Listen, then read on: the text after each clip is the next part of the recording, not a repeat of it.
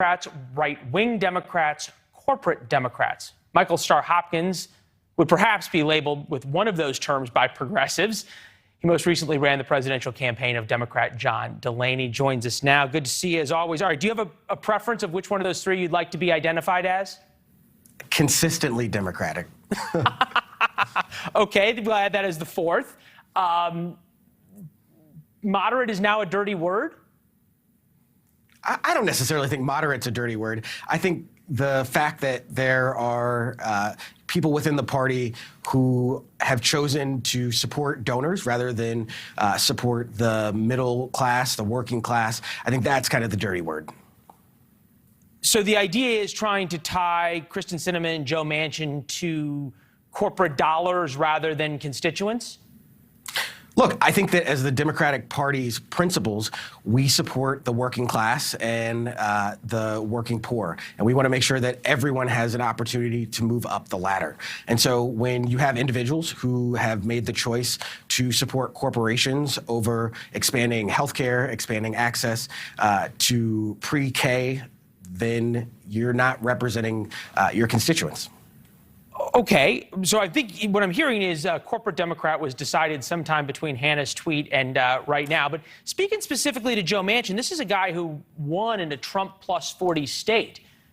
Is there a reason perhaps the Democrats should listen to him if they want to try to attract the blue dog Democrats of other states? Look, Democrats are a big tent party, and I think the fact that Joe Manchin has managed to win in West Virginia, a state where Donald Trump won, is something that we should really actually look at and really study. And as we move forward, I think Joe Manchin needs to look at the fact that the Democratic Party supports the middle class, people who live in West Virginia, people who would benefit from expanded health care, expanded child care. That's what I think that Senator Manchin needs to look at. There is a difference between sort of where Joe Manchin is on this and where Kyrsten Sinema is on this. Very, very big difference in terms, especially about policy. This is what Cori Bush, Democrat from my old hometown, had to say. Take a listen. I would love to see someone who represents a predominantly black district be at the table. I would love to see more black women at the table.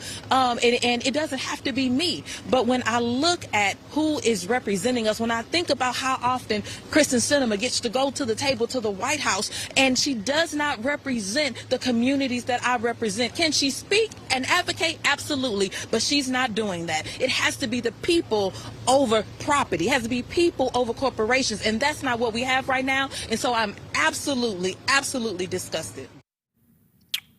Okay, is everything about race?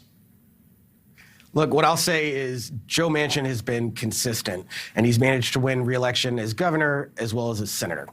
Kyrsten Sinema is going to have to answer to her constituency, the people of Arizona, who have voted no confidence. When you look at the statistics, she's got a 17% approval rating.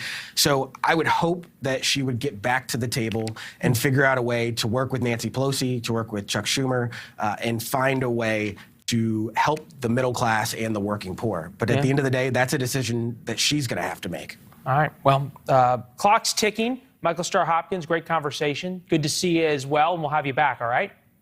Absolutely. Congratulations, man. Thank you. All right, this is certainly